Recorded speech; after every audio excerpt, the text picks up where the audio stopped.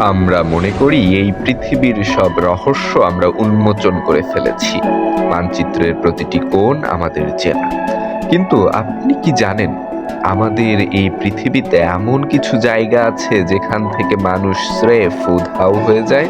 কোনো জঙ্গলি জানোয়ারের আক্রমণ নয়, কোনো দুর্ঘটনার চিহ্ন নয়, এমনকি কোনো চিৎকারের শব্দও নয়। মানুষ হাঁটতে হাঁটতে স্রেফ বাতাসে মিলিয়ে যায়। আর এই অদ্ভুত ফেনোমেনাকে বলা হয় missing 411। United state of America এর এক্স-এসজিপিডি ডিটেকটিভ ডেভিড পলিডাস হাজার হাজার এমন ঘটনা স্টাডি করে কিছু হাড় হিম করা তথ্য খুঁজে পেয়েছেন। এই নিখোঁজ হওয়ার ঘটনা কোনো সাধারণ ঘটনা নয়। দেখা গেছে কেউ নিখোঁজ হওয়ার ঠিক পরপরই সেই এলাকায় প্রচণ্ড ঝড় বা বৃষ্টি শুরু হয়, যেন প্রকৃতি নিজেই চাইছে না সেই ব্যক্তিকে খুঁজে পাওয়া যাক। অনেক সময় নিখোঁজ ব্যক্তির শরীর পাওয়া না গেলেও তাদের কাপড় বা জুতো মাইল খানিক দূরে নিখুঁতভাবে সাজানো অবস্থায় পাওয়া যায়। মনে হয় যেন তারা স্বেচ্ছায় সেগুলো খুলে রেখে কোথাও চলে গেছে। যদি কোনো শিশু নিখোঁজ হয়, তবে তাকে কয়েক ঘন্টা পর এমন দুর্গম পাহাড়ি এলাকায় পাওয়া যায় যেখানে একজন অভিজ্ঞ পর্বতারোহীর জন্য আরোহণ করা দুঃসাধ্য। আরো অদ্ভুত ব্যাপার হলো, যখন কেউ নিখোঁজ হয় স্নিফার ডগরাও কোনো ঘ্রাণ খুঁজে পায় না। অনেক কুকুর সে এলাকায় যেতেই চায় না। এরকম নিখোঁজ হওয়া ব্যক্তিদের যারা জীবিত ফিরে এসেছে, তাদের স্মৃতি সম্পূর্ণ মুছে গেছে।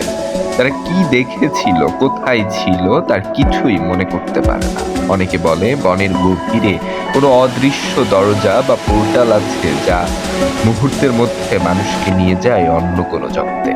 এখন আপনার মনে হতে পারে, তথ্য প্রযুক্তির যুগে এরকম ঘটনা ঘটা কিভাবে সম্ভব? আসুন সাম্প্রতিক সময়ে ঘটে যাওয়া একটি ঘটনা বলি। 2025 সালের মে মাসে কানাডার এক শান্ত বাড়ির উঠান থেকে দুই শিশু স্রেফ বাতাসে মিলিয়ে গেছে। কোনো শব্দ নেই, কোনো চিৎকার নেই।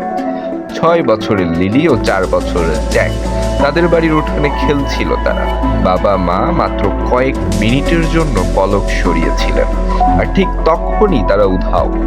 আধুনিক ড্রোন, থার্মাল ক্যামেরা দিয়ে পুরো বন খোঁজা হলো, কিন্তু এক ফোঁটা রক্ত বা জুতোর ছাপও মিলল না। অদ্ভুত ব্যাপার হলো, তারা নিখোঁজ হওয়ার ঠিক পরেই এলাকাটিতে শুরু হলো এক রহস্যময় বৃষ্টি, ঠিক যেন প্রকৃতি নিজেই তাদের চিহ্ন মুছে দিতে চাইল। উদ্ধারকারী কুকুররা ঘ্রাণ পেল না, আধুনিক প্রযুক্তিও হলো ব্যর্থ।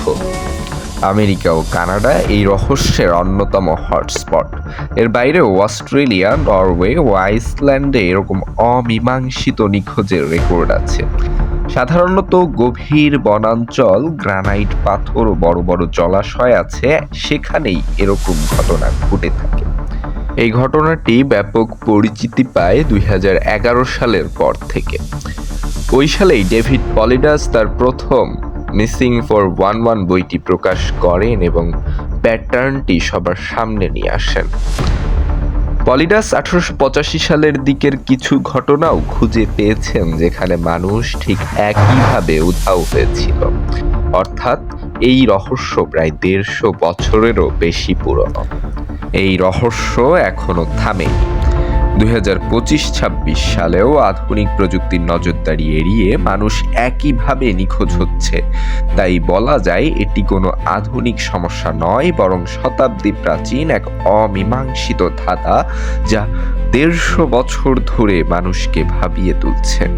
মানুষ মনে করে তারা পৃথিবীকে জয় করে নিয়েছে, কিন্তু এসব রহস্য আমাদের বলে এখনো অনেক কিছুই অজানা। এই রহস্য নিয়ে আপনার কি মতামত? কমেন্ট করে জানান। পরবর্তী রহস্যের জন্য সাবস্ক্রাইব করে রাখুন।